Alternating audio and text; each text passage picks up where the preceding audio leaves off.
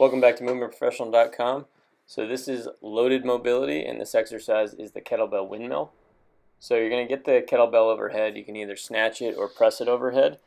Alright, so I'm going to do some version of a snatch to get the bell overhead.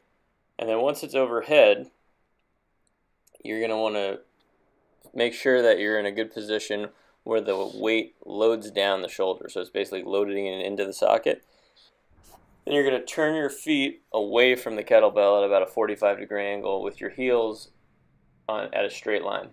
All right, and then you're going to shift your weight into, in this case, it'll be my right heel, towards the outer edge of the right heel, so I can deepen my right hip socket. And that's going to create a hip internal rotation and adduction moment. The key here is not to side bend at the trunk, so there should be a nice straight line from my armpit down to my hip without any side bending in the spine.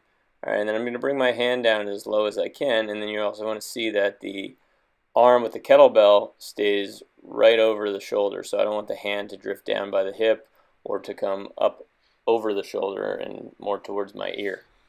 Alright, then when I hang out down there, I can use the kettlebell for some feedback. I can do some breathing.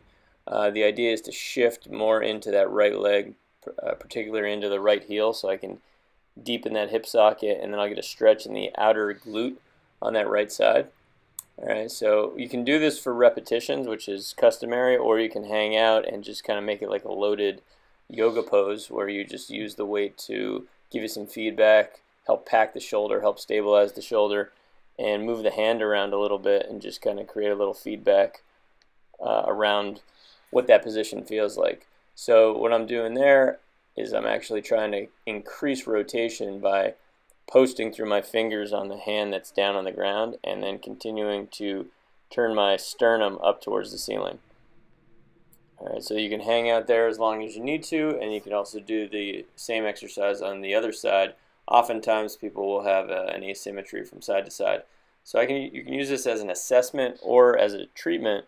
The assessment would show you any asymmetry in closed chain hip internal rotation with adduction. And again, most people will have that type of asymmetry. So once you find it, as long as you're not side bending in the spine, you can just train to whatever range of motion is appropriate. Finally, you would then work your way back up to a standing position without losing your spinal position, and predominantly pressing on the outer edge of the right heel in this case. So if you were stretching into hip internal rotation and adduction on the way down, you would work the hip external rotators and abductors on the way up in a closed chain. Alright, so once you get back up to standing, you can either choose to go back down or you can just put the bell back down. That's the kettlebell windmill, and it's an example of loaded mobility. If you have any questions, you can go to movementprofessional.com. I'll see you next time.